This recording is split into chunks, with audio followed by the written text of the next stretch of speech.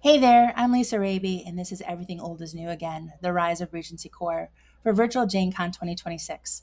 Last year for Virtual JaneCon, I presented on Merchandising Jane, 21st Century Consumerism of Jane Austen, which can also be found on my YouTube. I run Excessively Diverting, which is a popular Jane Austen adjacent account on social media. You can find out more about Excessively Diverting by going to excessivelydiverting.net. A bit about me: I'm a multi hyphenate and work as a librarian, researcher, project manager, bookseller, and more. I live in northern Michigan, read heaving bosom books, watch a lot of trashy TV with my partner, and I'm working my way through Paul Hollywood's cookbooks. If you'd like to know more about me, you can go to lisaraby.com. I do want to note this talk does not discuss Austen or Bridgerton adjacent or inspired movies, books, or TV shows, as well as the historical accuracy of those mediums. Those are like two talks in their own. So let's get cracking. What is Regency Core? Over the years, and especially since Bridgerton started airing and Jane's 250th birthday were approaching, Regency influenced fashion, decor, manners, and basic daily life were everywhere. For example, did you know that modern business cards stem from the calling cards used in Jane's day? Now, for those of you who are historic history buffs, you may be arguing with me, going, Lisa, that's not quite true. And you are correct. To be clear, business cards of some variety have been around since the 15th century in China. But in Jane's day, they became more popular due to the revolution of printing presses. So we do have Jane and the Regency era to thank for using business cards and calling cards. It is also nearly impossible to not find something Regency inspired in our day to day lives. Also, Regency core is influenced by fantasy elements as well as nostalgia. The term Regency core first appeared in the beginning of 2021 after the airing of the first season of Bridgerton. As you'll note, spikes happen every time a new season of Bridgerton is dropped. You'll also note that the term has gained 1000% since the early 2021s. Now, it would not be unexpected that the next season of Bridgerton drops, I believe, which is going to be in early 2027, that we're going to see a spike again. We have other related keyword terms that I searched for, including Bridgerton, Regency core dress, Bridgerton inspired, Jane Austen inspired, and a lot of websites and information came up similar to what I was looking for when I did a search for Regency core. Now, a lot of people aren't familiar with the term Regency, so they may not necessarily use Regency core. So that's where Jane Austen inspired and Bridgerton inspired come from. But nevertheless, we're seeing a huge increase in people looking for stuff that's inspired by the Regency. We're going to head over to Instagram. Over on Instagram, over 100,000 reels are tagged Regency core, and there's also over 130,000 posts. The hashtag also shows up on X, TikTok, unbelievably in LinkedIn, YouTube, Reddit, and Pinterest. What Regency core is not. Many people who are in specific time periods in history may create clothing and lifestyles as if it was that time period. You'd be hard-pressed to find someone at the AGM who's not wearing Regency clothing, carrying a pouch of some kind, writing in calligraphy, or enacting with social manners of the era. But this is not Regency core, as the intent here is to live as the Regency era and not just influenced by that. There's also a huge influence of fashion, home decor, and more that also is influenced during the late Georgian era as it slides into Victorian era. And we do see a lot of that come up in searches where Regency core is tagged. How is Regency core presented? First up is going to be fashion. The global shopping platform List noted that searches for corsets spiked 123% after the drop of the first season of Bridgerton. It's around this time that the shape and structure of garments moved to low and wide squared shoulders, puffed cap sleeves, ballet slippers, slip dresses which mimic the chemise, and more. Prints such as floral, early renditions of paisley, and wide stripes also make an appearance. Modern undergarments like push-up bras, bustiers, and bralettes all mimic variations of stays. Pantaloons with a split crotch for hygiene have morphed into tap shorts. Modern corsets, push-up bras, tap shorts, and slip dresses have made appearances in the last 75 years. So it's not just a 21st century reimagination. Betty Page, a popular model in the 1950s, was famous for wearing push-up bras. The singer Madonna wore corsets and bustiers in her music videos and when touring. Slip dresses with the wide shoulder neckline was popular in the 1990s, so many of these items did not make appearance necessarily in the 21st century. But the 21st century versions have been modified to modern sensibilities, but still show the influence from the Regency era and going forward. Many pattern companies have patterns for clothing and accessories that would fall under Regencycore. As we can see, trends do resurge and then repeat. Here are some examples of Regency core clothing and items. So in the upper left-hand corner, we have a corset top. In the middle, we have a corset, another corset top, this time all white, and it looks like it's a little bit more structured. In the upper right-hand corner, we have a mother of pearl headband, which mimics the elaborate headwear that was popular during the Regency era. We also have a empire sorry. We also have an embroidered silk gown, a beaded fringe satin pouch, and also a jersey corset bodysuit. Here we have a set of earrings that are similar to what they would have worn in the Regency. We have velvet opera gloves. We also have a slip dress that is in yellow and goes around knee length. And then we have kind of a empire waisted dress, which is a maxi dress and goes down to the ankles. Now, this image of Billie Eilish is from the Met Gala 2022. And the fashion writer, I believe it was in Vogue, had said that she was emulating Regency era inspired clothing as well as Victorian inspired clothing. Now, the theme of the gala was the Gilded Age. So it's not unsurprising that there were some Victorian elements thrown in. But the top of the bodice, we see the wide square neckline, we see the breasts are pushed up, and we also see a choker with the jewelry that would be similar to what they would wear during the Regency era. However, when you look below the bodice, we see the waist is nipped in and that the skirts are wide. Here are other items that are inspired by the Regency era. We have some beautiful jewelry in the upper left-hand corner. And in the lower left-hand corner and lower right-hand corner, we have shoes that mimic patterns and shapes what they wore in the Regency era.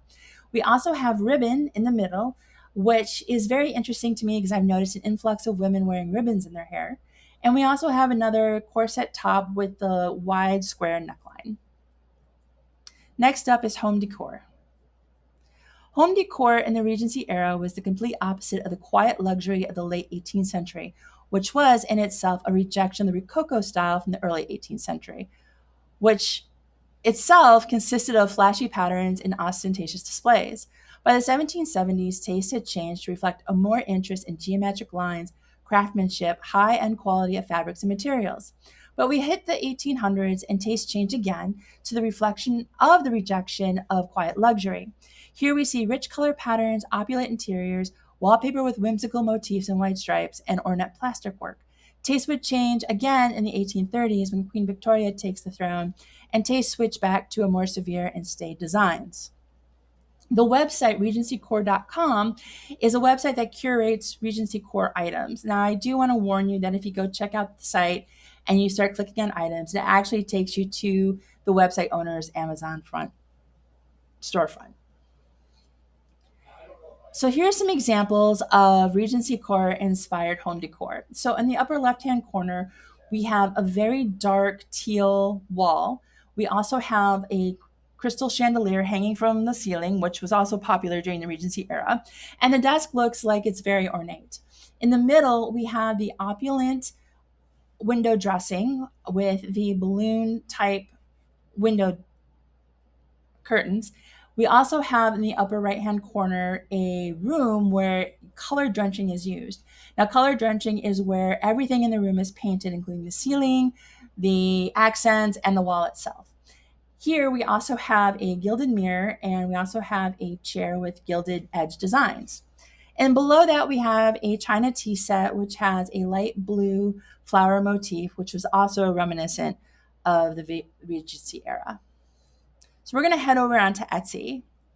Unsurprisingly, Regency core is huge on Etsy with over 5,000 items tagged with that keyword. Goods for sale include jewelry, bags of all kinds, bath products, books, cookbooks, and a whole lot more. Here is the landing page when you do a search for Regency core. As you can see, there's a lot of different items that are available for sale.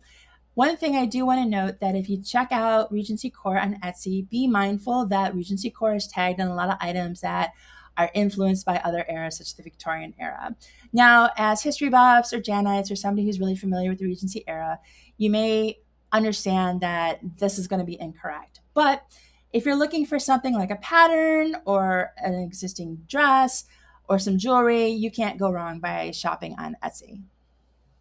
So we're going to look at gifts and accessories. So in the upper left-hand corner, we have cameos, which were popular during the Regency era. And these are cameos that you can make yourself, so you don't necessarily have to go and buy them. In the middle, top middle, we have a Jane Austen game pack. And in the upper right-hand corner, we have Regency-inspired teas that was done by the Republic of Tea. In the lower left-hand corner, we have wedding invitations that has a Regency-inspired motif. In the middle, we have a Jane Austen-inspired wrapping paper. And in the lower right-hand corner, we have a pouch where it says Lady Whistledown with a silhouette of Lady Whistledown. Now we're on to games and crafts. These popular 21st century games and crafts would not be unheard of in the Regency era. I'm teaching myself calligraphy. I love to send letters via the mail, and I have a friend who seals her notes with wax. She even bought a specialized stamp to use. I've also taught myself cross-stitch, as well as I have many friends who also cross-stitch. The popular pastime of the Regency era is sending of gossipy letters or reading social gossip in newspapers. Jane is infamous for sending Cassandra long gossipy letters when they were apart. Now we have gossip magazines and websites like People, Us Weekly, Page Six, TMZ, and more. Regencycore merch. Now I mentioned that the company Republic of Tea came out with Regency-inspired teas to celebrate the drop of a new Bridgerton season. And other companies such as NYX, Dove, Bath & Body Works, and Jenny's Ice Cream also have done the same thing by selling Regency-inspired, Bridgerton-influenced products. So with Jenny's Ice Cream, the flavors are to mimic what they would have had in the Regency era. Ruggable, which is in the lower right-hand corner, also has their designs reflect what a Regency rug would have looked like. So we're going to talk about the surge of Regency romance. Here's another Google Trends graph where I checked the keywords Regency romance.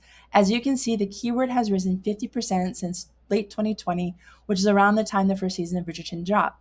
Other related keywords like Regency romance novels, best Regency romance, and Regency era books have also spiked as more readers are looking to immerse themselves in the Regency life. Up next is modern authors.